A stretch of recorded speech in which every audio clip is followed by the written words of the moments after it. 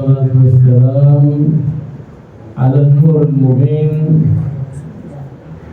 سيدنا ومولانا محمد الذي بذكره ترتاح القلوب وتطمئن النفوس، بذكر المحبوب الأكبر للملك القدوس محمد شمس الشموس الذي بذكره ترتاح النفوس ويذهب عنها كل شر وكدر وبوس. سيدنا مولانا محمد هو الطمأنينة للنفوس وهو الطب للقلوب، فبذكره ترتاح القلوب، فهو الحبيب المحبوب عند علام الغيوب سبحانه وتعالى. فكما اجتمعنا وإياكم على محبته وعلى نصرة شريعته وإظهار ملته وإحياء سنته، نسأل سبحانه وتعالى أن يجمعنا وإياكم في مستقر رحمته في جوار حبيبه محمد مع الآمنين المطمئنين الذين لا خوف عليهم ولا هم يحزنون. بسم الله الرحمن الرحيم. اللهم صل وسلم على سيدنا ومولانا محمد وعلى آله وصحبه أجمعين. Amma ba'd. Segala puji bagi Allah Subhanahu wa taala yang telah mengumpulkan kita ada di tempat ini. Salawat dan salam semoga senantiasa tercurahkan kepada baginda Nabi Muhammad SAW, seorang Nabi, seorang Rasul yang ketika namanya disebut maka hati menjadi tenang, jiwa menjadi bersih, dan hilang darinya seluruh kesedihan, kegundahan dan kegalauan. Baginda Nabi Muhammad SAW itu adalah orang yang bisa menjadi sebab ketenangan jiwa, obat hati. Beliau adalah kekasih teragung di sisi Allah Subhanahu wa taala. Sebagaimana pada siang hari ini kita berkumpul untuk menunjukkan cinta kita pada baginda Nabi, untuk membantu syariat dan agamanya Nabi.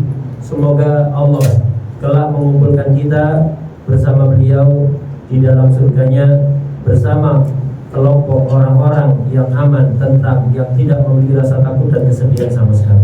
Amin. الصحة النفسية والراحة النفسية ضرورية في الحياة. ما يستطيع أحد يقوم بمهمته في الحياة سواء في الفرد أو في المجتمع إلا بالراحة النفسية. ولهذا ذكر العلماء أنه لا ينبغي للقاضي أن يحكم إلا إذا هو مرتاح نفسيا. إذا عنده غضب، إذا عنده شيء من الأشياء المشوشة للراحة النفسية لا يقضي، لأنه ما بيعرف يقضي بالحق.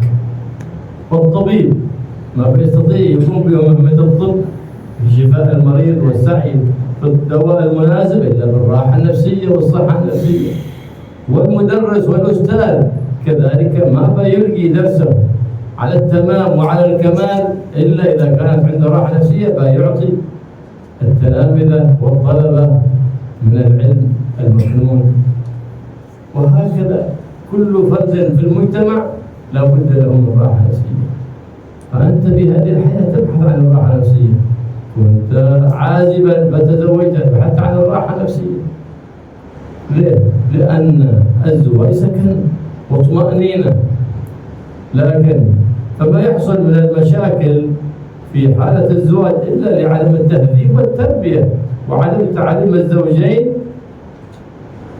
التعاليم الدينية والحقوق الزوجية قبل الزواج. فلهذا يأتي اختلاف بين الأزواج، وإلا فهو سكن كما أخبر بذلك المولى، هي تسكن إليه وهو يسكن إليها، ليس مجرد هوتيل.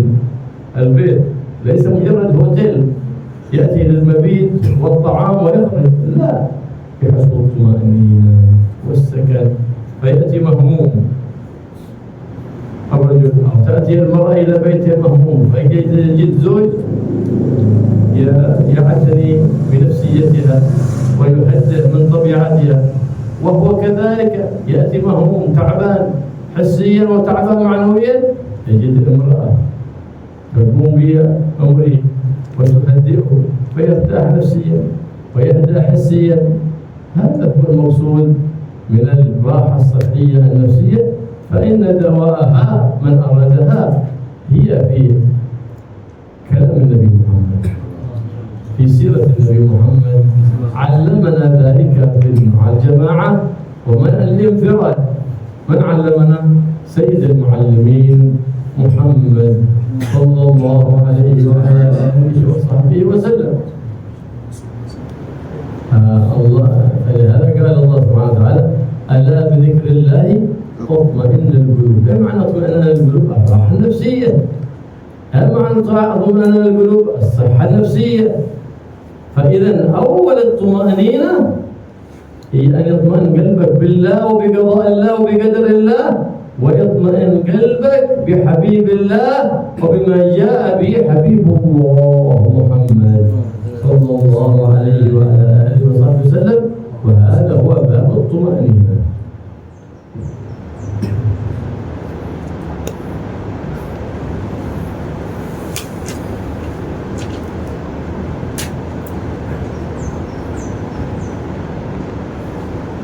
Kesehatan mental ini adalah kebutuhan pokok bagi setiap orang di dalam menjalani kehidupan. Siapapun orangnya, apapun profesinya, dia tidak akan bisa menjalankan tugas dan perannya dengan baik kecuali jika hatinya tenang, mentalnya sehat. Karena itu para ulama mengatakan di dalam kitab-kitab fikih bahwa seorang hakim itu tidak boleh memimpin sidang kalau pikirannya sedang terganggu, hatinya tidak tenang, sedang sedih, sedang marah, atau apapun yang mengganggu pikirannya.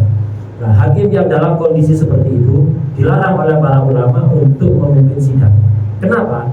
Kalau dia tetap memaksa memimpin sidang, dia tidak akan bisa memimpin sidang dengan baik, bahkan bisa jadi menjatuhkan vonis yang salah.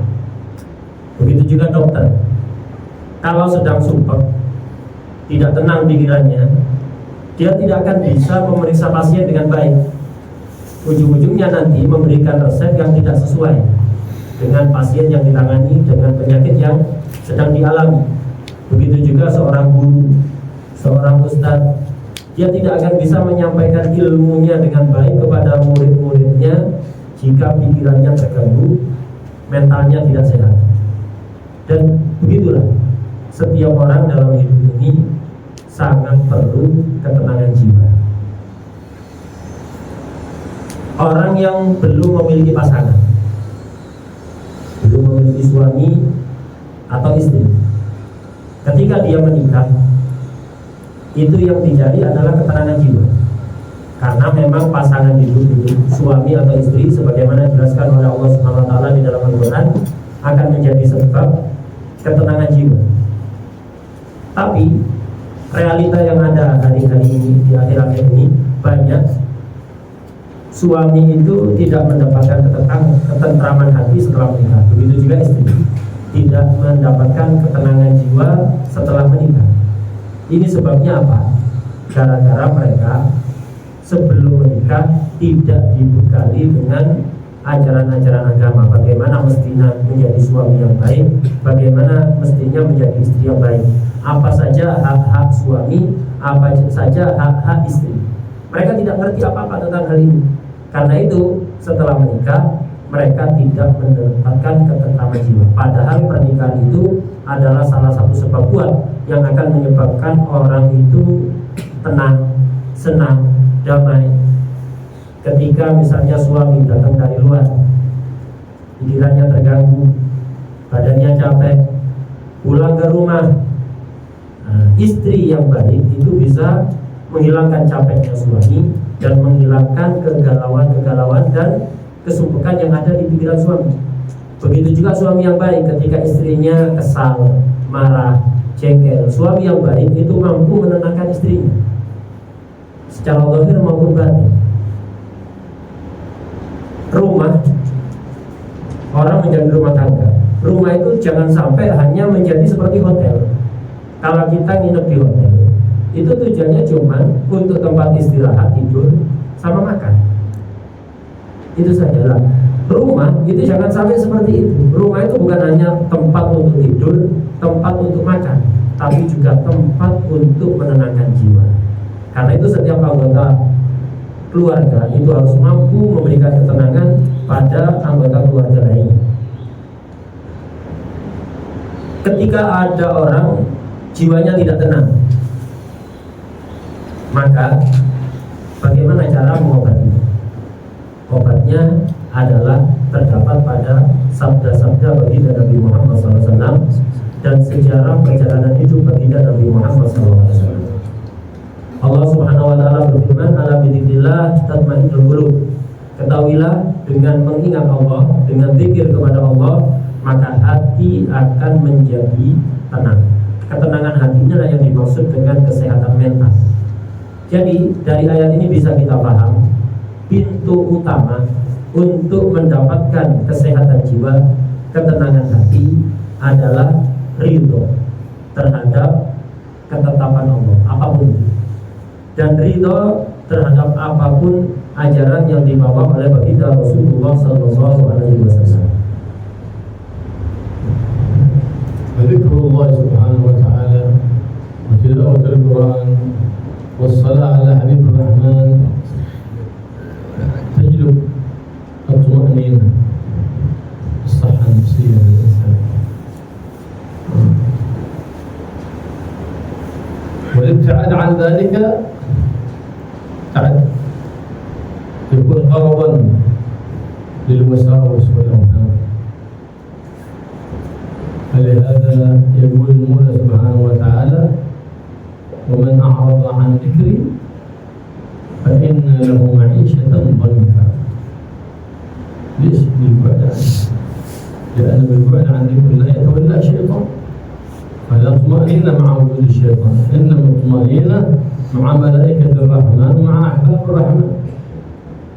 فمن أراد الطمأنينة فليلزم المجالس التي فيها ذكر الرحمن وتلاوة القرآن والصلاة والسلام على حبيب الرحمن، أو مجلس علم يتعلم فيه شرع النبي محمد حبيب الرحمن، أو يتعلم سنة النبي محمد، أو أدب النبي محمد، أو خلق النبي محمد. هذا يجلب لك السعادة في قلبك والارتياح. أما الإنسان إذا كان يعيش يأكل ويشرب وينام، هو مثل البهائم، يسمونها حياة بهيمية. إيش الفرق؟ ما تجلب لك السعادة الحياة البهيمية. فالغنمة والبقرة هي تعيش، تأكل ولا تفكر في عاقبة الأمور، بل أنهم قالوا: ولا الغنم والبقرة علمت أنها ستذبح بعد عام وبعد 3 أعوام لما نبت لها لحم ولا شام. وابن آدم يقينا مؤمن بالموت، لأنه كل يوم يشوف الموت أمامه، يموت القريب ويموت الحبيب، كلهم ابن آدم يؤمن، حتى الكافر يؤمن بالموت، إلا إن المؤمن يؤمن بما بعد الموت، يؤمن بما بعد الموت. هذا المؤمن. فإذا عمل لما بعد الموت اطمأن قلبه، لأن من أحب لقاء الله أحب الله لقاءه، ومن كره لقاء الله كره الله لقاءه. هكذا يقول الحبيب صلى الله عليه وسلم. قال سيدتنا عائشة: يا رسول الله، ومن منا يحب الموت؟ ما حد يحب الموت. يا عائشة، إذا خرجت روح المؤمن عند خروجها تشهد مقعدها من الجنة، فتحب لقاء الله فيحب الله لقاءه. وإن كانت شقية والعياذ بالله تشهد موضعها من النار، فتكره لقاء الله فيكره الله لقاءها. هذه الراحة النفسية الطمأنينة. إذا أنت أردت أن ترتاح نفسيا فاعمل لآخرتك ترتاح نفسيا. مهما كان العاصي يظهر السعادة وعنده من الأموال الكثير، لا تدخل في قلب الطمأنينة ولا السعادة أبدا، لكن يتظاهر أمام الناس. في الحقيقة ليس في باطن السعادة أبدا عندما تجلس بقربه وتخالطه، لكن يتظاهرون بالسعادة. في الحقيقة لا سعادة إلا لمن كان على منهج حبيب الرحمن، لمن كان عرف مقصود وجوده في هذه الدنيا. كما قال سيدنا علي كرم الله وجهه: الدنيا جميلة لكن لمن عرفها. جميلة لمن عرف يعمرها بالمكرمات الأعمال الصالحات، لكن ليس هي جميلة بمجرد المفاخرة والمباهاة، لا، هذه كله يذهب. فلهذا نرى عندما نذكر أحباب الرحمن من خلفاء النبي محمد صلى الله عليه وسلم من الأولياء والصالحين والعلماء والعاملين ترتاح نفوسنا بذكرهم تحيا القلوب، وهم قد انتقلوا إلى برزخ علام الغيوب، وبذكرهم تحيا القلوب. هكذا أموات بذكرهم تحيا القلوب، لأنهم نفوس قد اطمأنت بالله، والطمأنينة لا زالت تزداد لهم في برازخهم وتنعكس على كل من أحبهم وعظمهم وذكرهم. هذه الطمأنينة تنعكس عليهم. ليه؟ لأنهم تعلقوا بالباقي، وما شهدوا إلا بالباقي الباقي، ولم يتعلقوا بالفاني فبقي ذكرهم بيننا باقي، كأنهم بيننا. وبالعكس الناس أحياء بذكرهم تموت القلوب، نسأل الله العافية والسلامة. في ناس أحياء لما تذكروا بمجلس تشوش، بمجرد ما تشوف صورته حتى في قنبر، حتى في تي في، حتى في سوشيال، قلبك يكسر ويجيك الضيق والهم. أما من كان على يد الحبيب محمد إذا يشهر ذكر الله، مجرد ما ترى صورته يقول لا إله إلا الله، فهو له سيما على الجبال. لا إله إلا الله محمد رسول الله صلى الله عليه وسلم.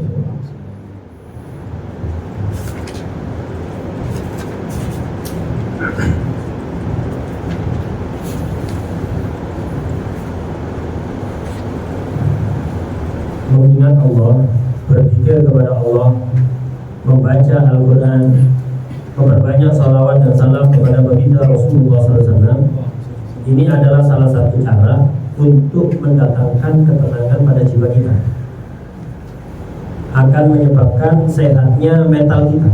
Apa itu? Zikir kepada Allah, perbanyak zikir kepada Allah, mengingat Allah, perbanyak baca Al-Quran, perbanyak salawat dan salam kepada Rasulullah SAW. Pastikan hati Anda akan menjadi tenang. Sebaliknya, kalau kita jauh dari zikir kepada Allah, jarang berzikir, jarang membaca Al-Quran, jarang bersalawat dan salam kepada Rasulullah SAW, maka Anda akan menjadi sasaran bisikan-bisikan jahat dari setan.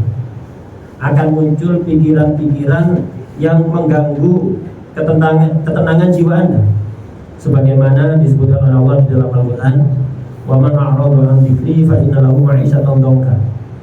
Siapapun yang berpaling dari zikir kepadaku, tidak mengingat aku, tidak berzikir kepadaku, maka orang itu akan mendapatkan kehidupan yang sempit. Dunia terasa sempit, tidak ada kebahagiaan dalam hatinya. Gara-gara apa? Gara-gara jauh dari ingat kepada Allah, ingat kepada kekasih Allah Nabi Muhammad SAW. Orang yang di hatinya jarang ingat kepada Allah, jarang ingat kepada Rasulullah SAW, maka hati itu akan dikuasai oleh setan. Dan kalau sudah ada setan, ketenangan pasti hilang. Dimanapun tempat kok dikerumuni setan, pasti di situ tidak ada ketenangan. Begitu juga hati kita. Kalau hati kita jauh dari zikir, maka akan menjadi tempat berkerumunnya setan, menjadi titik kumpulnya setan, sehingga ketenangan dalam hati itu tidak akan ada. Kapan hati itu menjadi tenang? kalau hati itu dikerumuni oleh para malaikat. Hati itu selalu ingat para kekasih Allah Subhanahu wa Ta'ala. Karena itu, kalau kepingin tenang, di antara caranya adalah hadirlah majelis-majelis yang di situ diadakan zikir kepada Allah Subhanahu wa Ta'ala. Majelis yang di situ diperbanyak bacaan salawat dan salam pada baginda Rasulullah SAW. Majelis di situ diceritakan biografi kisah perjalanan hidup baginda Rasulullah SAW.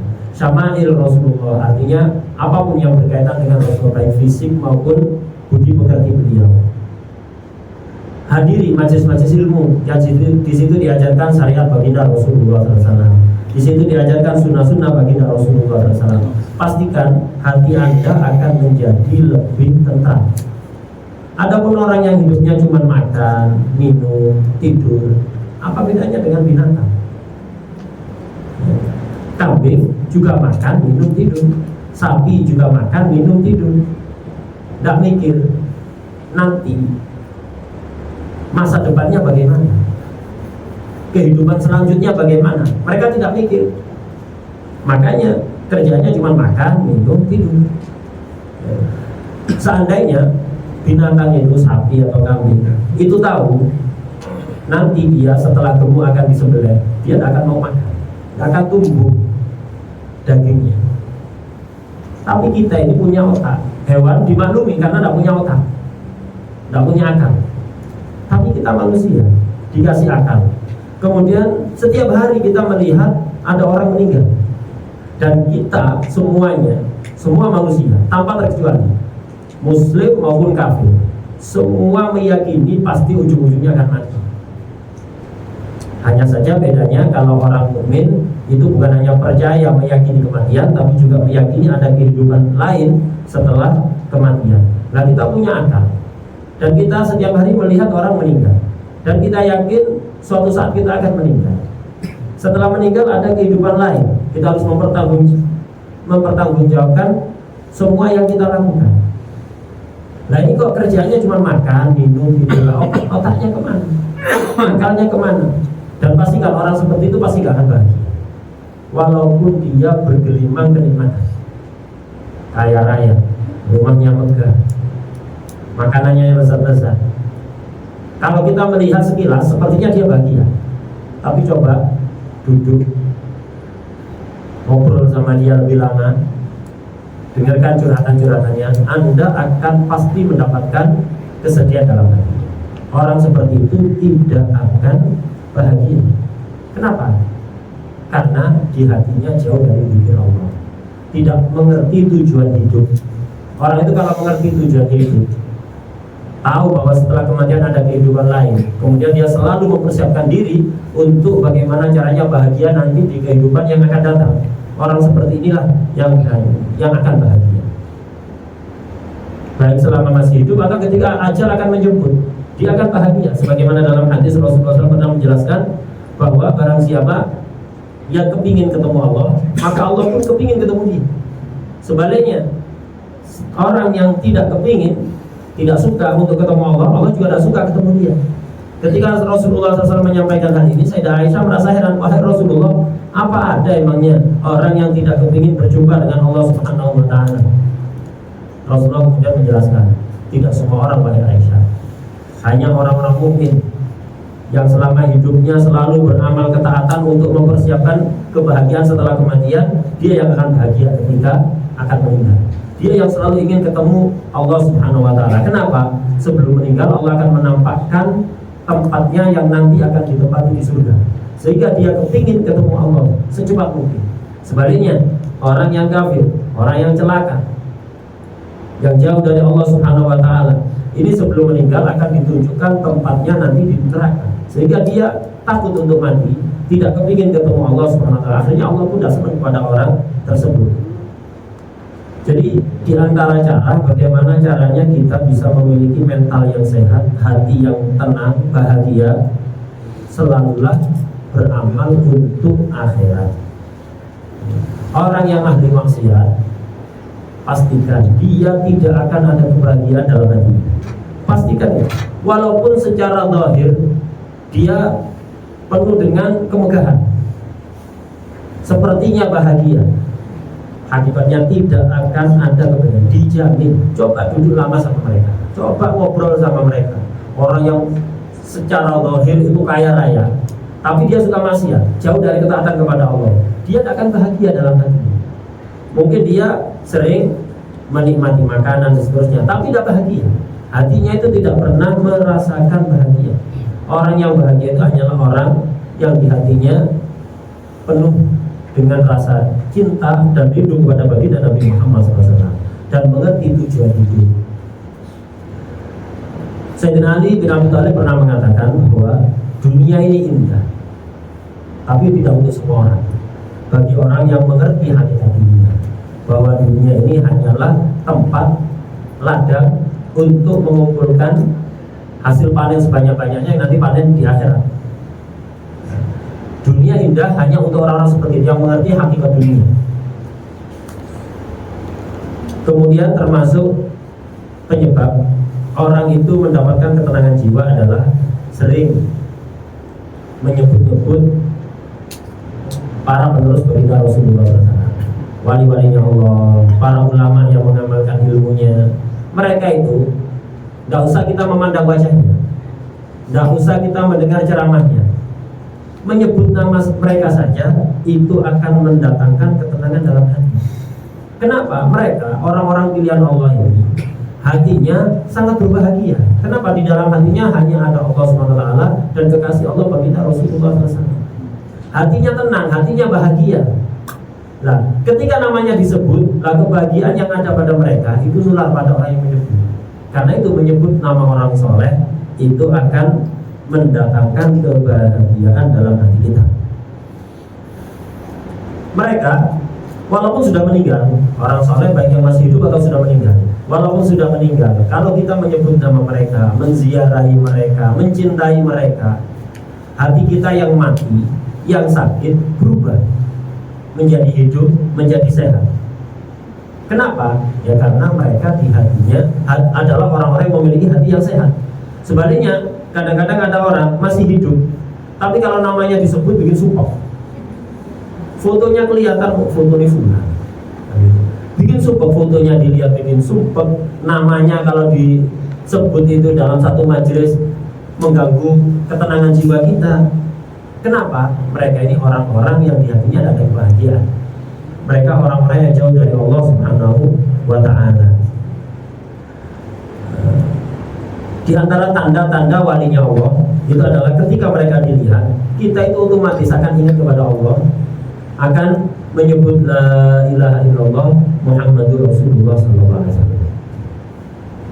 Nabi sallallahu alaihi wasallam idza ahzanahu amr ماذا يفعل؟ يفزع الصلاة لأن فيها الطمأنينة كما قال صلى الله عليه وسلم وجعلت قرة عيني في الصلاة.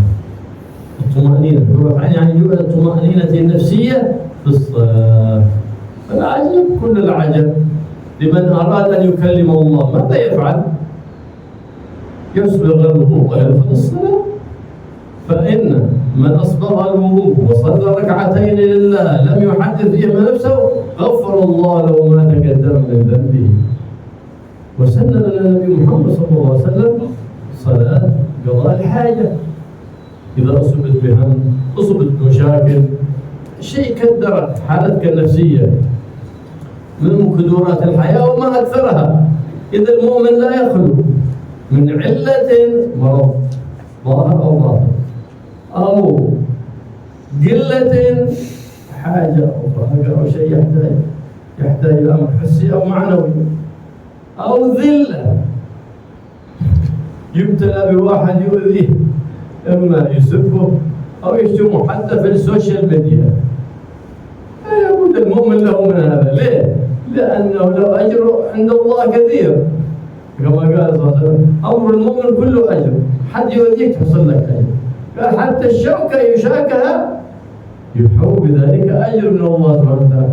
كل أمرك إذا صبرت واحتسبت لله فيه أجر وثواب من الله سبحانه وتعالى. أجر وثواب.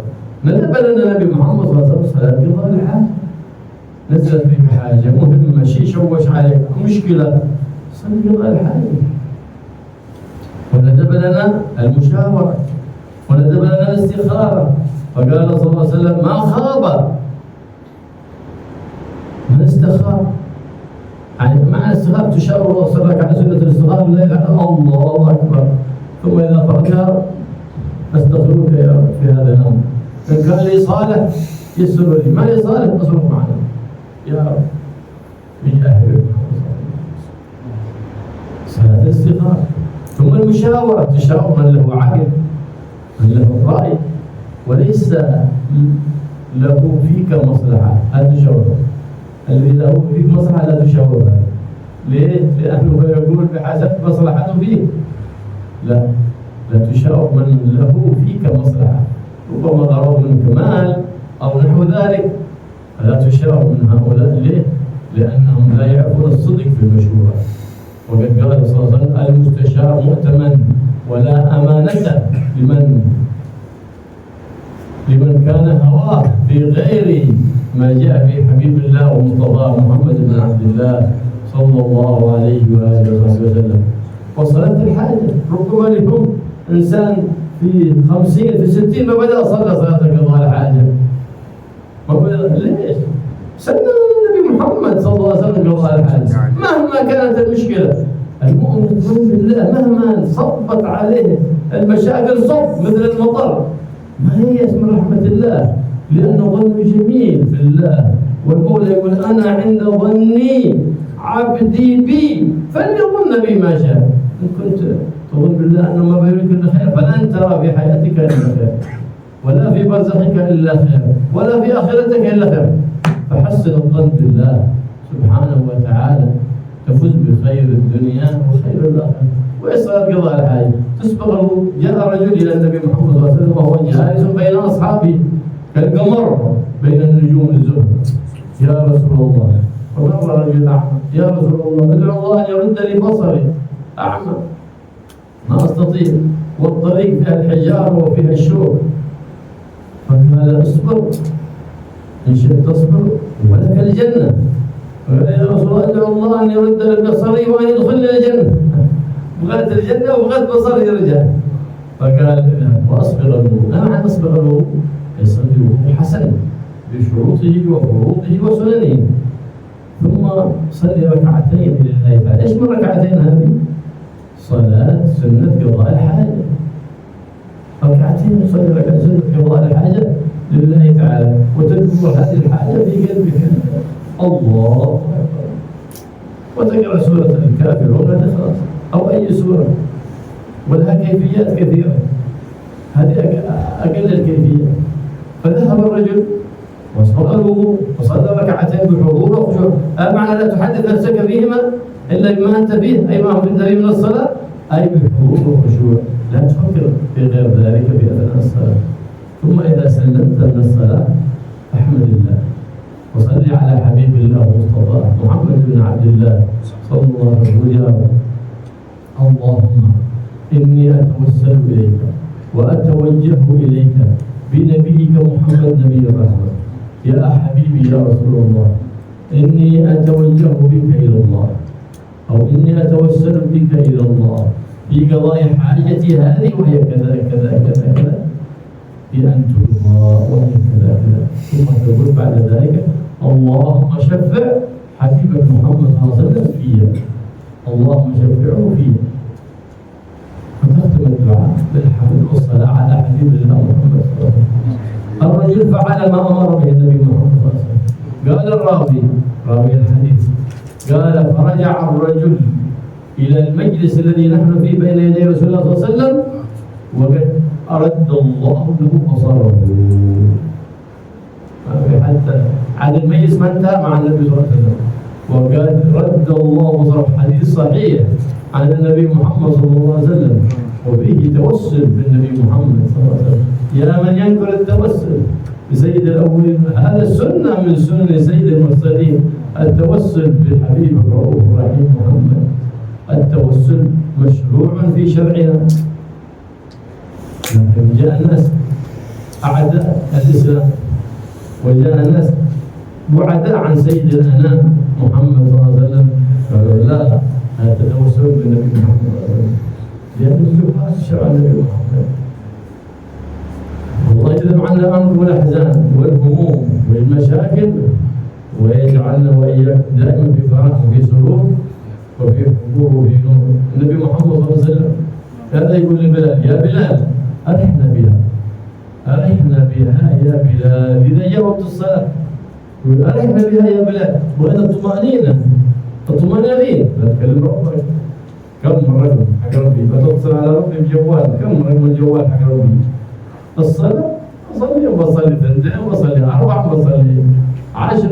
هذا رقم التليفون حق ربي. من أراد أن يكلم الله فليدخل في الصلاة يكلم الله سبحانه وتعالى ويشكر الله. الله سبحانه وتعالى يقول سيدنا موسى: سلني يا موسى ولو ملح عشاء. ايش بغيت؟ سلني، لا تستحي من مولاك، لكن ادعو الله وأنت موقن بالإجابة. ما بنجرب، ايش بتجرب؟ تجرب مع الله؟ لا. قال رسول الله صلى الله عليه وآله وسلم: ادعوا الله وأنتم موقنون بالإجابة.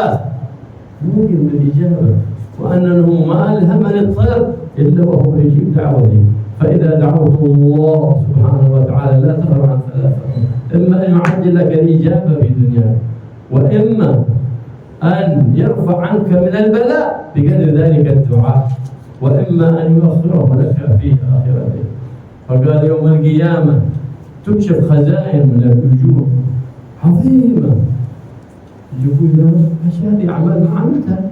يقول: هذه دعواتك خبأتها لك. فيتمنى العبد يوم القيامة أنها لم تستجب له دعوة.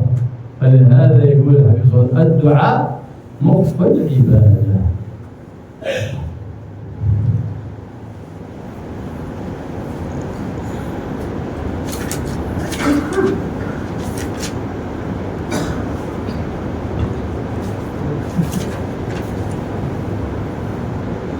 Di antara cara untuk mendatangkan ketenangan pada hati adalah sholat. Sebagaimana yang dilakukan oleh baginda Rasulullah SAW. Beliau itu kalau ada yang mengganggu pikiran beliau, ketenangan beliau, beliau langsung melakukan sholat. Jadi sholat itu adalah salah satu yang paling menghibur hati baginda Rasulullah SAW. Sebenarnya dalam hadis beliau bersabda: wa ju'ilat qurratu 'aini fi sholat. Ketenangan hatiku itu dijadikan oleh Allah ketika dalam sholat. Karena itu kalau kita sedang sedih, apapun masalah yang kita alami, karena setiap mukmin itu pasti akan selalu mengalami masalah. Seorang mukmin itu tidak akan pernah lepas dari 3 hal ini. Pertama, sakit dohir badan kita, atau batin kita, hati kita sakit, sedih, sumpah, galau, dan semisalnya. Ini satu. Kedua, kekurangan. Setiap mukmin pasti akan mendapat kekurangan, baik dalam urusan harta bendanya atau lain-lainnya, atau kehinaan. Seorang muslim itu pasti akan mengalami kehinaan. Salah satu dari dia sakit. Kalau tidak sakit ya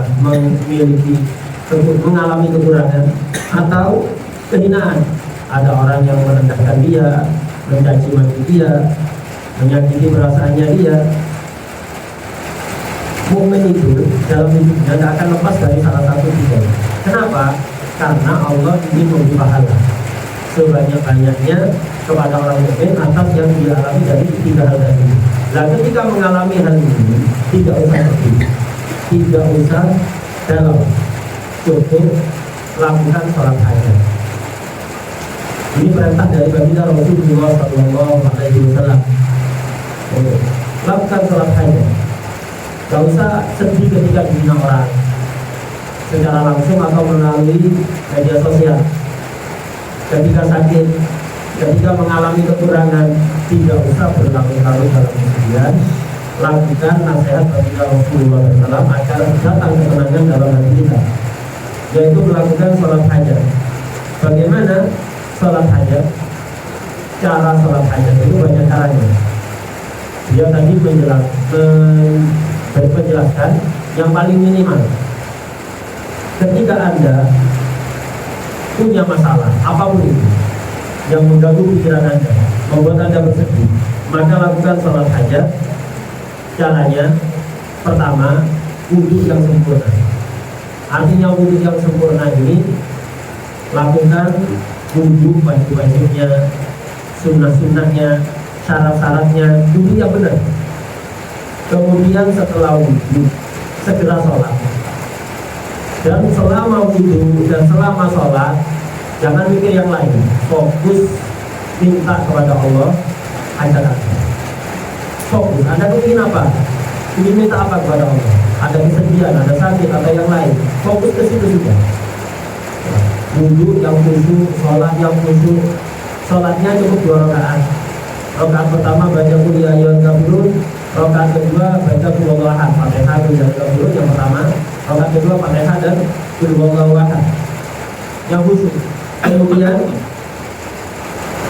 setelah itu, setelah sholat segera baca pujian-pujian untuk Allah Subhanahu wa Ta'ala, baca sholawat untuk baginda Rasulullah SAW. Setelah itu berdoa minta hajat Anda. Dan jangan lupa ketika doa kepada Allah, minta hajat kepada Allah, maka lakukan tawasul kepada baginda Rasulullah SAW. Tawasul, contohnya nanti sebelum tak contohkan tadi bagaimana contoh tawasul pada baginda Rasulullah SAW. Sholat dengan cara seperti ini untuk mengatasi masalah apapun, ini diajarkan langsung oleh Rasulullah SAW kepada salah satu sahabat.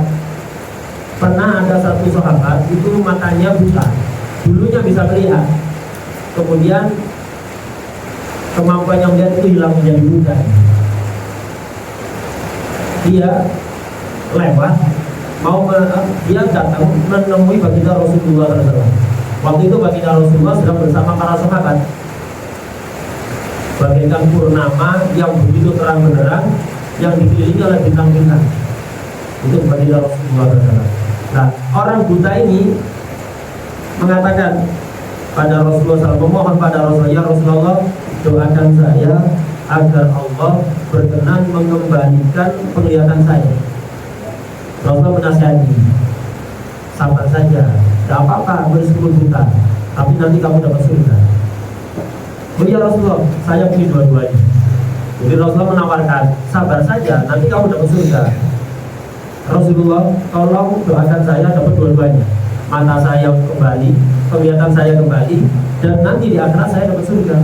Akhirnya baginda Rasulullah SAW mengajarkan, ya sudah, segera kamu wudhu yang sempurna, lakukan syarat-syarat fardu dan sunnah-sunnahnya, adab-adabnya, lakukan semuanya.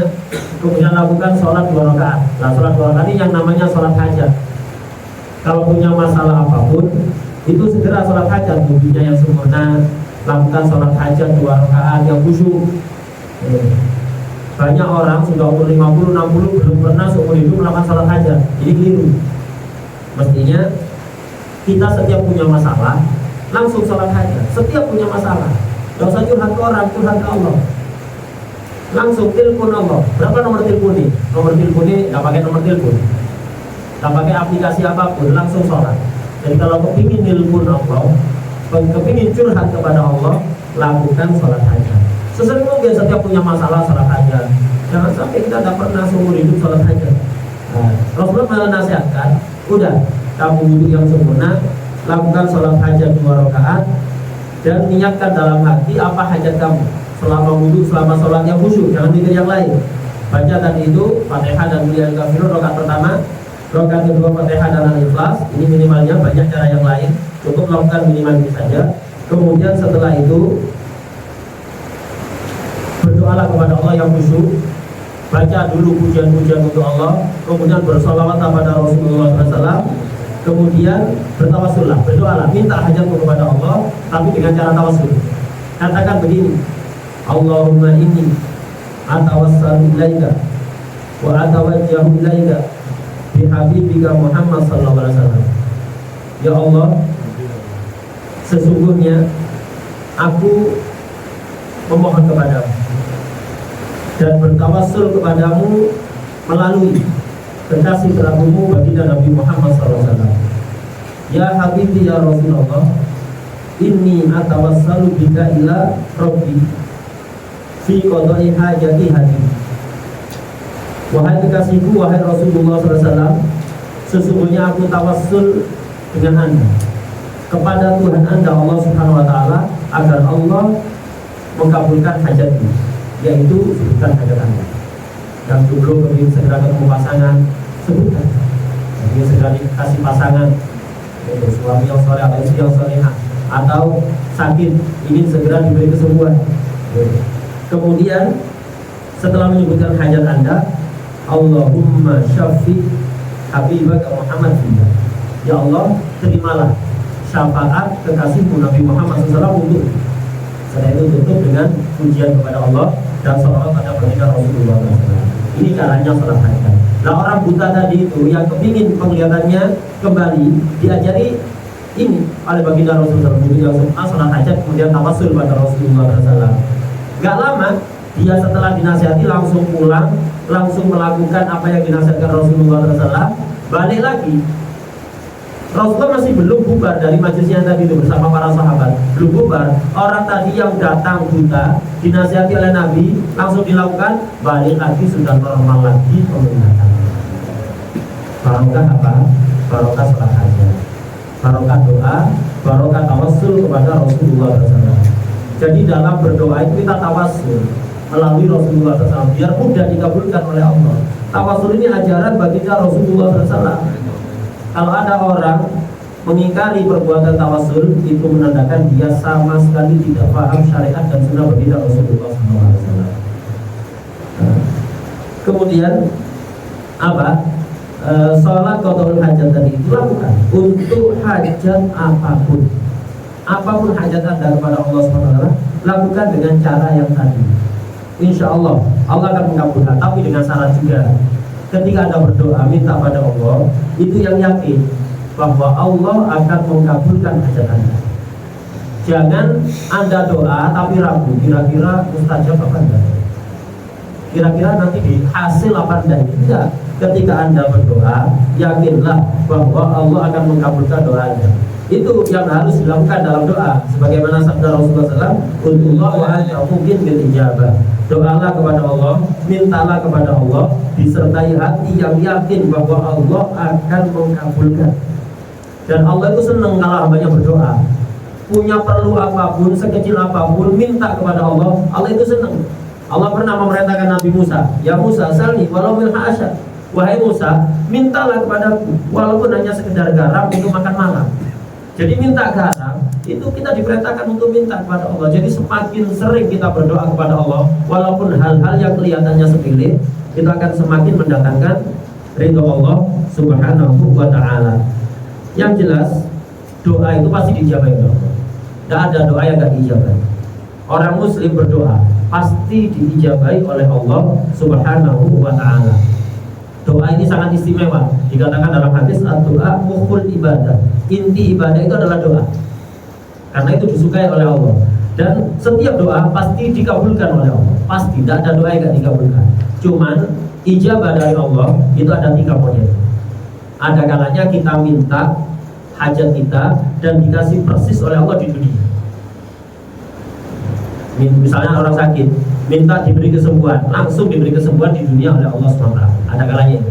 Ada kalanya ijabah dari Allah itu hajat yang dia minta gak dikasih, diganti oleh Allah, diselamatkan dari bala. Ada orang minta misalnya dikasih rezeki yang banyak, ternyata Allah tidak memberi apa yang dia inginkan, tapi diganti selamat dari kecelakaan. Buat apa kaya raya tapi langsung begitu dapat uang saking senengnya ketabrak mobil? Buat apa? Jadi kadang ada ijabah dari Allah itu begitu, diselamatkan dari bala. Dan ada kalanya disimpan dan dikasih di dunia, disimpan di akhirat. Sehingga nanti di akhirat itu kata beliau tadi, banyak orang menyesal karena dulu doanya diijabahi ketika di dunia. Nanti di akhirat itu ada orang berdoa di dunia, tidak dikasih di dunia oleh Allah, dia kaget. Dibuka kayak gudang anugerah Allah itu, ada hadiah istimewa di situ, diberikan pada orang tersebut. Dia merasa heran, ya Allah, amal apa yang membuat saya dapat hadiah ini? Saya merasa tidak ada amal lagi.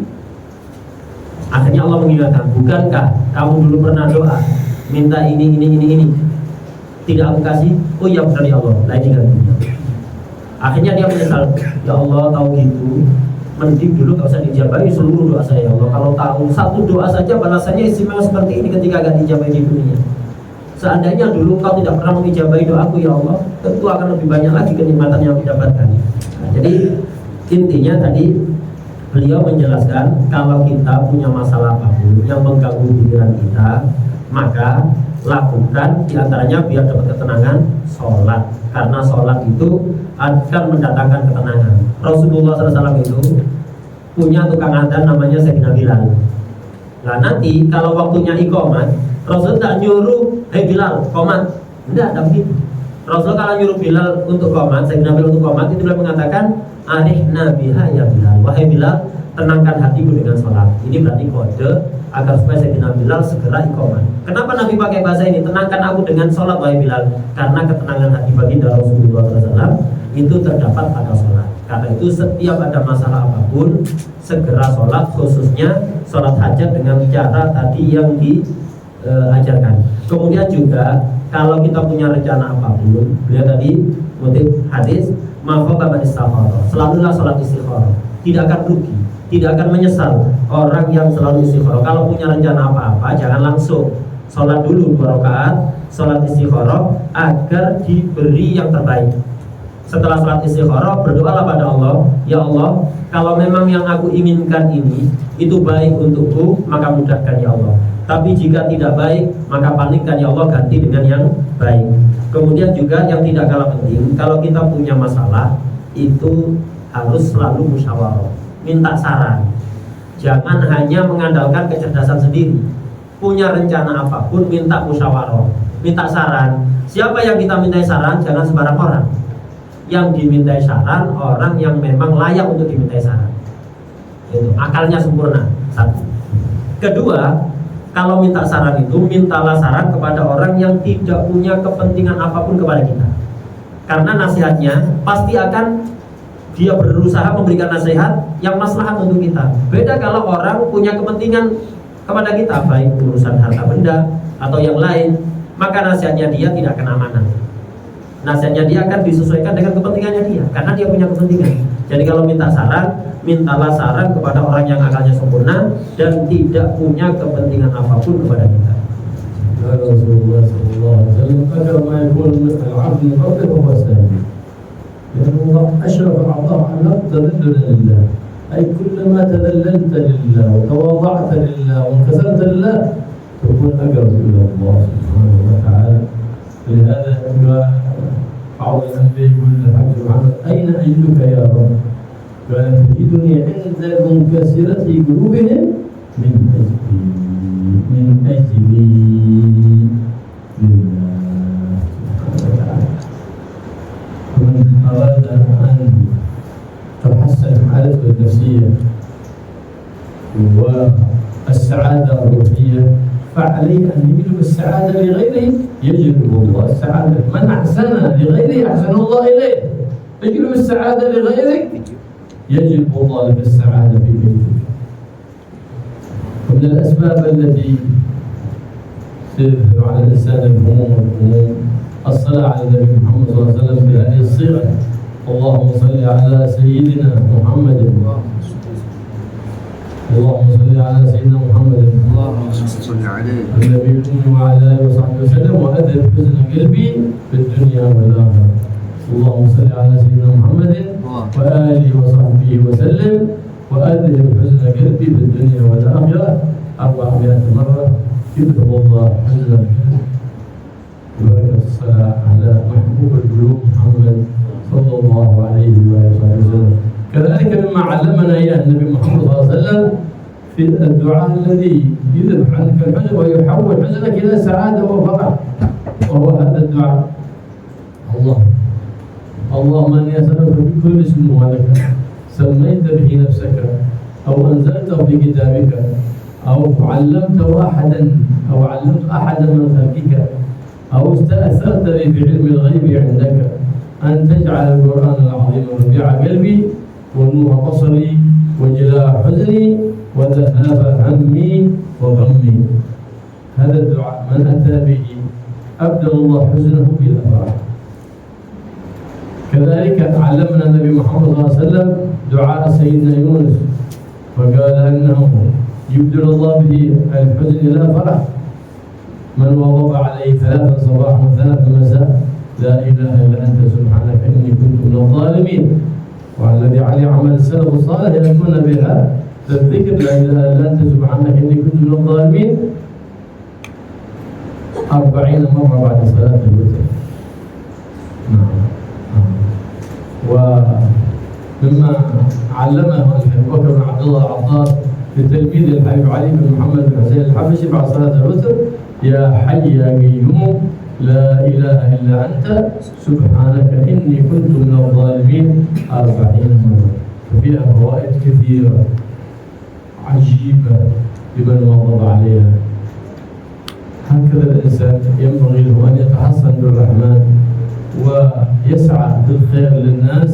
فما دام الإنسان يسعى في الخير فالله يحب الخير ويجعل يده دائما بهذه الدعوة المباركة. اللهم يا من وفق أهل الخير للخير وأعانوا عليه ووفقنا للخير وأعنا عليه.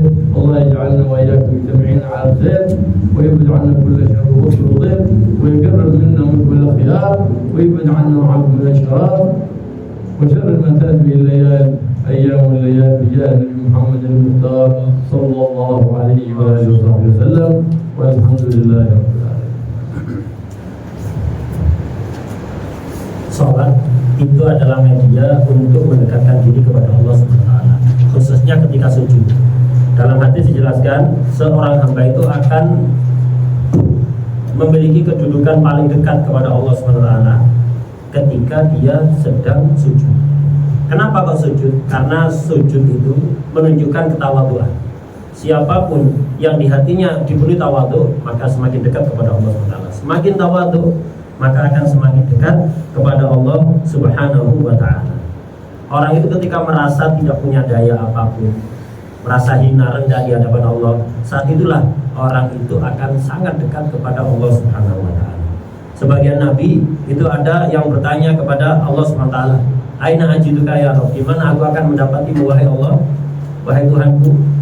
Allah menjawab, "Kamu akan mendapati aku dekat dengan siapapun yang hatinya merasa hancur, tidak berdaya, tidak punya daya upaya apapun karena aku." Artinya merasa hina, merasa rendah kepadaku. Disitulah engkau akan mendapati aku. Kemudian beliau memberikan beberapa ijazah untuk mendatangkan ketenangan hati. Jika kita kepingin hati kita ini selalu bahagia, ada beberapa ijazah dari beliau. Yang pertama, sukalah membahagiakan orang. Jadi kalau Anda kepingin bahagia, Anda, keluarga Anda kepingin bahagia, sering-seringlah membahagiakan orang. Anda membahagiakan orang satu kali akan dibalas kebahagiaan berlipat-lipat oleh Allah Subhanahu wa ta'ala. Ini yang pertama. Yang kedua, perbanyak sholawat pada baginda Rasulullah SAW, khususnya dengan sholawat ini. Allahumma sholli ala sayyidina Muhammad an-nabiyil ummi wa ala alihi wa sahbihi wa sallim wa adhib huzna qalbi fid dunya wal akhirah. Sholawat ini dibaca 400 kali. Kalau sedang sedih, akan segera hilang kesedihan. Apapun kesedihan Anda, akan segera menemukan solusi, akan segera dihilangkan. Allahumma sholli ala sayyidina Muhammad an-nabiyil ummi wa ala alihi wa sahbihi wa sallim wa adhib huzna qalbi fid dunya wal akhirah. Dibaca 400 kali. Yang nggak mengikuti nanti bisa nyatat dari YouTube. Kemudian yang ketiga, baca doa ini. Perbanyak baca doa ini ketika Anda mengalami masalah. Insya Allah akan segera beres masalahnya. Yaitu Allahumma inni as'aluka bi kulli ismin huwa laka sammaita bihi nafsak وأنزلت في كتابك وعلمت أحد من خلقك أو استأثرت بعلم الغيب عندك أن تجعل القرآن العظيم ربيع قلبي ونور بصري وجلاء حزني وذهاب همي وغمي. هذا موجود في انستغرام عبد الله يرجون الانستغرام. Kemudian baca doa ini untuk menghilangkan kesedihan. Ketika Anda punya masalah akan segera hilang. Yaitu Allahumma inni as'aluka bi kulli ismin huwa laka sammaita bi nafsik aw anzaltahu fi kitabik aw 'allamtahu ahadan min khalqik aw ista'sarta bihi fi ilmil ghaibi 'indak anta jalal Qur'ana rabi'a qalbi. Ada lanjutannya tadi, sisa sedikit saya tak ikuti tulisnya. Beliau menyarankan untuk buka Instagram beliau, Habib Abdul Ghafar. Itu di Instagramnya ada, nanti dicari di situ. Ini yang ketiga, Habib Abdul Ghafar bahasa Inggris tulisannya, dicari di Instagram beliau. Kemudian yang keempat, untuk menghilangkan kesedihan juga, sering-seringlah baca doa Nabi Yunus, yaitu la ilaha illa anta subhanaka inni kuntu minadh dhalimin. Dibaca 3 kali pagi dan 3 kali sore hari. Jadi setiap pagi dan sore 3 kali. La ilaha illa anta subhanaka inni kuntu minadh dhalimin. Amalnya para salaf, itu para ulama salaf mengamalkan zikir ini, doa Nabi Yunus ini biasanya 40 kali setelah sholat witir. Jadi setelah selesai sholat witir, baca la ilaha illa anta subhanaka inni kuntu minadh dhalimin 40 kali. Kalau yang diijazahkan oleh Habib Abu Bakar bin Abdullah bin Thalib Al-Attas kepada muridnya yaitu Habib Ali Habsyi, pengarang Sirrul Durar, itu baca itu 40 kali, ditambah ya hayyu ya qayyum. Ya hayyu ya qayyum subhanaka inni kuntu la ilaha illa anta. Ya hayyu ya qayyum la ilaha illa anta subhanaka inni kuntu minadh dhalimin. Ini dibaca 40 kali. Ijazah dari Habib Abu Bakar Al-Attas kepada Habib Ali Habsyi. Ya hayyu ya qayyum la ilaha illa anta subhanaka inni kuntu minadh dhalimin. Setelah salat witir 40 kali. Kemudian juga seringlah membantu orang melakukan kebaikan.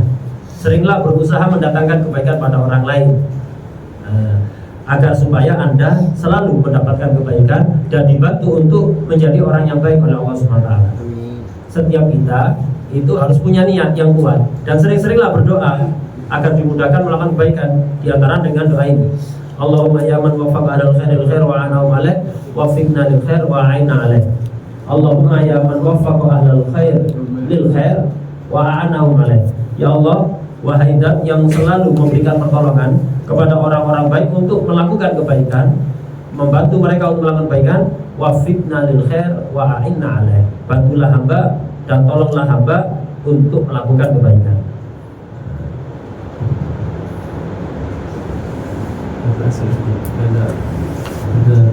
Yang di masa lalu itu ceroboh, banyak meninggalkan sholat, tidak pernah puasa selama bertahun-tahun.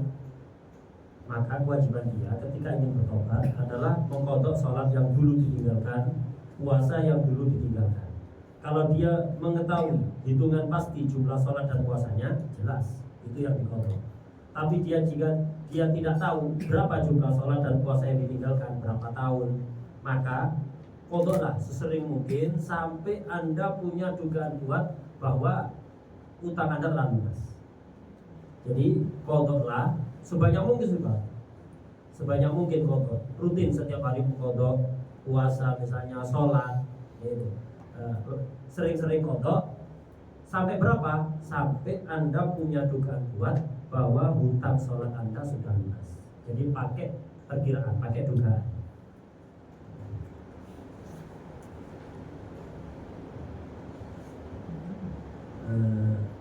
Ini pertanyaan berikutnya.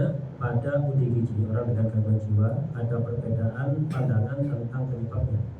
Jika dilihat dari sudut ilmu kesehatan, psikologi, dan dari sudut pandang agama, bagaimana yang sesungguhnya dalam pandangan Islam, di mana Islam yang di dalamnya tak hanya bicara keimanan, tapi juga ilmu kesehatan modern. Yang berarti nas ini indah khalal fil aql, indah khalal fil aql fi halah nafsiyah. Ini yani ikhtilaf baina nazar al-islami wa nazar ilmu psikologi. Ini nafs. Kif ilmu Islam fil haqiqah kif. Ma haqiqah hada. بعض النص أو قيل قديما الجنون جنون كثير يمشون الناس ويسوقون سيارات كثير نوع من الجنون. لكن المراد بالجنون هنا هو زوال الشعور من الجن مع بقاء الحبوب والحركة. وإلا فمن خرج من بيته يمشي أو على دراجته أو على سيارته وهو لا يدري إلى أين يذهب، فهذا نوع من الجنون. ويمشي وأمامه سيارة ولا يراها، هذا ضرب من الجنون. بسم الله. بسم الله. هذا ليس الوصول للجنون هو زوال الشعور من القلب مع بقاء القوة والحركة، هذا الذي يرفع عنه التكليف. هذا الذي يرفع عنه التكليف. فإذا وصل إلى حالة نفسية بحيث إنه يزول ذلك عنه الشعور من القلب، خلاص هذا نوع من الجنون فيسقط عنه التكليف، فلا تجب عليه صلاة ولا يجب عليه صيام أبدا. كما إذا كبر في السن حتى أصيب بالزهايمر كذلك نفس الشيء. إنما المكلف ما دام عقله فيه، أي التمييز باقي فيه، هذا هو المكلف بخطاب الشرع. فأما مجرد مرض نفسي هذا ما يسقط عنه خطاب الشرع، مجرد كثرة الهموم وكثرة المشاغل أو نحو ذلك ما تسقط عنه فرائض الشريعة له. بل المؤمن أصلا لا يعتريه مرض نفسي، لأنه يلجأ إلى الله، لأنه ملتجأ إلى الله. إذا كان الطفل الصغير يأمن الذي لا تمييز له، ليش؟ يأمن بجانبه أمه، بجانبه والده، أمان. فكيف من هو واثق بأن الله بجواره ما بيضيعه؟ إذا كان أمن من بجانب أبيه ومن بجانب أمه أمن، فكيف من المؤمن الذي يأمن؟ فلهذا المؤمن ما تعتري حالة نفسية. الكفار هم الذين يلجؤون إلى الانتحار وإلى غير ذلك من أذية أنفسهم. المؤمن لا، يطمئن بالله ويتوسل بحبيب الله ومصطفى محمد بن عبد الله فتذهب عنه الأحزان. الإيمان نعمة من الله، محبة النبي محمد صلى الله عليه وسلم نعمة عظيمة من الله. فاقرب من الحبيب صلى الله عليه وسلم ولن تحتار ولن يأتيك مرض نفسي أبدا أبدا، يمينا يمينا.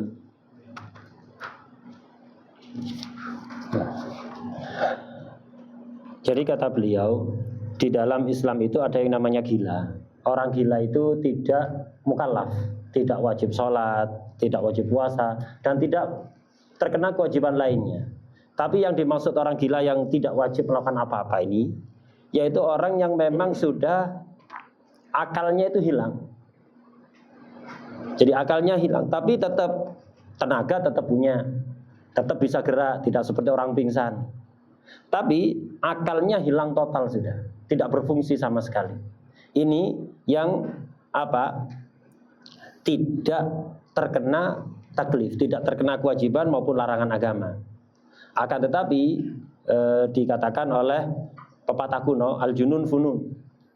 Gila itu banyak modelnya. Gila yang menyebabkan tidak wajib sholat, puasa dan lain-lain yang tadi dijelaskan. Ada gila model-model yang lain, seperti misalnya ada orang keluar dari rumah bawa motor, pokok jalan aja, tidak tahu tujuannya kemana, terus pokoknya jalan. Ini gila sebenarnya, tapi gila yang bukan tidak sampai menggugurkan kewajiban sholat, puasa dan semisalnya. Jadi tidak punya tujuan. Jadi pokok jalan aja kemana? Itu sesampai-sampainya sudah tidak tahu kemana. Ini gila sebenarnya. Itu ada, atau misalnya ada orang karena sedih, sumpek, banyak masalah, jalan, tidak ngelihat kalau di depan ada mobil sampai nabrak, kadang nabrak tiang listrik atau apa. Ini sebenarnya ya bagian dari gila, tapi bukan gila yang sampai menghilangkan taklif, menghilangkan kewajiban, tidak. Kemudian termasuk yang menggugurkan kewajiban adalah orang yang tidak terkena kewajiban sholat, puasa dan semisalnya, orang yang sudah terlalu tua, terlalu sepuh sehingga pikun. Itu beliau menyebut penyakit Zuhaimer tadi itu. Jadi penyakit pikun, sudah nggak ingat apa-apa. Lah ini juga menggugurkan kewajiban. Adapun gangguan psikologis, sebagian orang kadang karena banyaknya masalah mengalami gangguan psikologis. Nah, orang yang seperti ini tetap wajib sholat, tetap wajib puasa. Dan orang yang seperti ini tuh biasanya di hatinya jauh dari Allah Subhanahu wa taala. Orang yang di hatinya ada keimanan pada Allah tidak akan mengalami gangguan psikologis sama sekali. Kata beliau swear tadi, itu yaminan itu. Swear enggak bakalan. Orang kalau di hatinya itu ada iman pada Allah Subhanahu wa taala, ada cinta pada baginda Nabi Muhammad SAW, dijamin tidak bakalan mengalami gangguan psikologis. Orang yang mengalami gangguan psikologis itu biasanya orang kafir, banyak masalah akhirnya bunuh diri atau melakukan tindakan-tindakan lainnya, yaitu tindakan-tindakan konyol lainnya. Atau orang yang hatinya jauh dari Allah, tidak kenal pada baginda Rasulullah SAW, ini yang biasanya mengalami gangguan psikologis. Orang mukmin tidak. Orang mukmin itu ketika imannya berfungsi dengan baik, dia akan yakin kepada Allah Subhanahu wa taala bahwa apapun yang ditakdirkan oleh Allah itu pasti yang terbaik. Hanya saja dia belum mendapati hikmahnya, tapi dia meyakini ada hikmahnya di balik itu. Dia akan selalu memohon kepada Allah, bertawassul kepada Rasulullah SAW. Karena itu tidak akan mengalami gangguan psikologis. Jadi nikmat iman kepada Allah itu adalah nikmat yang sangat agung, yang akan mendatangkan ketenangan hati. Begitu juga cinta kepada baginda Rasulullah SAW, ini juga nikmat yang sangat agung yang akan mendatangkan ketenangan pada hati orang yang memilikinya. Cara untuk menghilangkan ini saya tidak bisa baca, anxiety, pikiran negatif dan emosi negatif menjadi positif dengan mudah agar pribadi menjadi positive thinking. Ini kif tariqah al-asra li izalat al-wasawis wal afkar al-khabisah. Yani su'udan kif yuhawil bisur'a ila husnidzan. مجرد ما يخطر خاطر السوء الإنسان أول شيء يتعوذ من الشيطان الرجيم. تعوذ من الشيطان الرجيم. الأفضل أن يتعوذ من الشيطان الرجيم 10 مرات بنفس واحد، لأنه يضيق على الشيطان مجاريه. نعم. الشيطان معنى التعوذ من الشيطان أنك تستجير بالله من وساوس الشيطان. يا رب عبد ضعيف ما أستطيع أحارب هذا العدو، وأنا أستجير بك يا رب واطلب العون منك على محاربة هذا العدو. فإذا استجرت بالله أجارك الله سبحانه وتعالى. فإذا تطور الخاطر معه يقوم يتوضأ لله سبحانه وتعالى ويصلي بنية قضاء الحاجة، أن الله يذهب عنه هذه الخواطر الشيطانية، وهذه الخواطر الشيطانية يضيقها كذلك. بماذا؟ بسورة الدخان كل ليلة يواظب عليها، بكل يوم 100 مرة من لا إله إلا الله وحده لا شريك له، له الملك والحمد، له الملك والحمد يحيي وعلى كل شيء قدير. فإن الشيطان يبتعد عنه، حتى يقول الشيطان لا ما لك تبتعد عنه؟ قال كيف أفعل فيه؟ قد وقاه الله وحماه الله، ما بقدر فيه أنا، له وقاية وحماية وسور، ما أقدر أقرب منه. حتى الساحر ما يقدر يعمل لك سحر إذا أنت أتيت بهذا الذكر. هذه لا إله إلا أنت يا حي يا قيوم، لا إله إلا أنت بين سنة الصبح وصلاة الصبح 40 مرة من الأسباب التي تذهب عنك الوسواس. يا حي يا قيوم لا إله إلا أنت 40 مرة، فإنها تذهب عنك الوسواس. نعم. وهناك حلقة خاصة في اليوتيوب في الوسواس، من أرادها فليطلبها. Pikiran-pikiran yang jelek itu semuanya dari setan. Maka cara untuk menghilangkan pikiran-pikiran jelek itu bisa berubah menjadi pikiran-pikiran yang positif. Pertama, mintalah perlindungan kepada Allah dari gangguan setan, dari bisikan-bisikan jelek setan. Baca a'udzubillahi minasyaitonirrajim. Dan yang paling afdol caranya adalah begitu muncul pikiran jelek, pikiran negatif, segera baca a'udzubillahi minasyaitonirrajim 10 kali dengan 1 kali nafas. Jadi ambil nafas dalam-dalam, kemudian segera baca a'udzubillahi minasyaitonirrajim 10 kali, jangan bernafas. Setelah selesai baru bernafas. Ini akan mempersempit ruang setan sehingga dia tidak betah, akan menjauh dari kita. Yang dimaksud minta perlindungan, a'udzubillahi minasyaitonirrajim, itu maksudnya kita mengadukan kepada Allah atas adanya pikiran-pikiran jelek yang datang kepada pikiran kita, dan kita minta tolong kepada Allah agar Allah membantu kita untuk meninggalkannya. Nah, kalau masih juga belum hilang pikiran-pikiran jelek itu, masih kuat dalam pikiran kita, maka segera berdiri, bangkit, lakukan wudhu yang sempurna, dan lakukan sholat hajat 2 rakaat sebagaimana tadi yang sudah dijelaskan. Kemudian begitu juga yang bisa menghilangkan pikiran-pikiran negatif dari hati kita adalah setiap malam istiqomah membaca surat Ad-Dukhan. Setiap malam istiqomahkan membaca surat Ad-Dukhan. Kemudian yang ketiga juga ini untuk menghilangkan pikiran-pikiran jelek, jadikan wirid setiap hari dibaca 100 kali. La ilaha illallah wahdahu la syarikalah, lahul mulku wa lahul hamdu yuhyi wa yumit wa huwa ala kulli syai'in qadir. Ini 100 kali setiap hari. Ini kalau Anda baca 100 kali setiap hari, setan akan menjauh. Setan yang biasa dekat dengan Anda itu menjauh. Sehingga ketika dia menjauh, ketemu temannya sesama setan. Guys, mau kemana? Nanya gitu dia. Mau kemana? Kenapa kamu menjauhi teman kamu? Dia jawab, bagaimana saya mendekat? Dia sudah dibentengi oleh Allah dengan benteng sangat kuat. Bahkan kata beliau, sihir pun tidak akan bisa masuk pada orang ini. Yang setiap hari rutin baca la ilaha illallah wahdahu la syarikalah, lahul mulku wa lahul hamdu yuhyi wa yumit wa huwa ala kulli syai'in qadir 100 kali. Kemudian juga yang tadi yang keempat adalah membaca ya hayyu ya qayyum la ilaha illa anta 40 kali. Setiap sehabis sholat qobliyah subuh, sebelum sholat subuhnya. Jadi sebelum sholat fardu subuh, setelah sholat qobliyah subuh, baca 40 kali ya hayyu ya qayyum la ilaha illa anta 40 kali. Kemudian beliau tadi mengatakan bahwa di YouTube beliau Al-Mihdar Tarim itu ada kajian khusus untuk melawan pikiran-pikiran negatif. Jadi yang kepingin penjelasan lebih luas silakan dicari di YouTube beliau. Kemudian pertanyaan berikutnya, untuk seorang wanita yang ditinggal meninggal, jika menikah lagi apa ada hitungan tahun setelah meninggal suami? Dan bagi janda punya anak 3 yang sudah besar anaknya, janda tinggal meninggal suami, anjuran Rasulullah apa kriteria untuk menerima pria tersebut sebagai suami kedua? Yani al-fasil, al-iddah, muddatul iddah, iddatul wafah.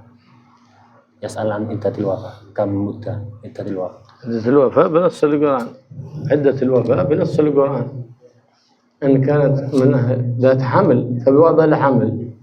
لو مات الزوج اليوم ووضعت الحمل في اليوم الثاني انقضت عدتها، ولها أن تتزوج بزوج آخر. وأما إن كانت حائل أي غير حامل فعدتها، وكانت من أهل الحيض فعدتها 4 أشهر و10 4 أشهر و10 أيام بلياليها. 4 أشهر و10 سواء كانت حائض أو تحيض أو لا تحيض. 4 أشهر و10. نعم، هذه عدة له، هذه عدة الوفاة. نعم، إذا كان نزل هناك عدة أخرى عدة الحياة ما سألت عنها. لا عدة الوفاة بس. نعم. بعدين في سؤال بعد ذلك، ما هي المواصفات للزوج الصالح alasan supaya tersebut bisa dilakukan? Iddah, jadi ketika ada seorang istri meninggal oleh suaminya yang pertama, kemudian menikah lagi, berapa masa iddahnya? Jadi masa pemisah antara suami yang pertama meninggal dengan menikah dengan suami kedua, ini berapa yang harus dilalui, berapa tahun? Pertanyaannya begitu.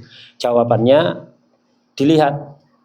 Kalau si janda tadi itu ketika suaminya meninggal dalam keadaan hamil dari suaminya, maka sampai melahirkan. Jadi begitu melahirkan anak, langsung boleh menikah lagi. Seandainya suaminya meninggal di hari Sabtu, misalnya, dalam keadaan hamil, hari Ahad, hari Minggunya, anaknya sudah lahir, langsung boleh menikah lagi. Jadi seorang istri yang ditinggal meninggal oleh suaminya, jika hamil dari suami, maka sampai melahirkan. Begitu melahirkan anak langsung boleh menikah lagi.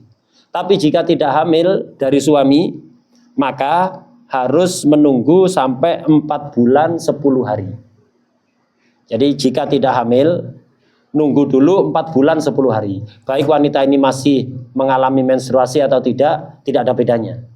Jadi jika tidak hamil, maka tunggu 4 bulan 10 hari. Setelah 4 bulan 10 hari, sudah boleh menikah dengan suami yang lain. هذا السؤال بالإنجليزي. خلاص كده. أوصاف الزوج الصالح. كل وصف يحبه الرجل في المرأة ينبغي أن تطلبه المرأة في الرجل إذا هذا العلاج اجتماعي بين الرجل والمرأة. كل وصف يحبه الرجل في المرأة تحبه في الرجل. يحب أن تكون ذات خلق حسن وخلق حسن. يحب أن يكون استقامة في دينه وافر العقل. كل ذلك يحبه الرجل في المرأة تحبه في الرجل.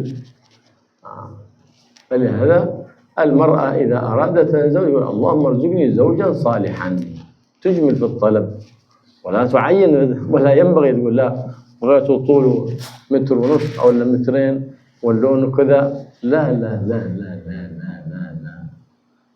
اللهم ارزقني زوجا صالحا يعينني على طاعتك وعلى طاعة حبيبك محمد صلى الله عليه وآله وسلم يصونني ويعفني حتى لا أقع في مخالفتك وأطيعك حتى ألقاك.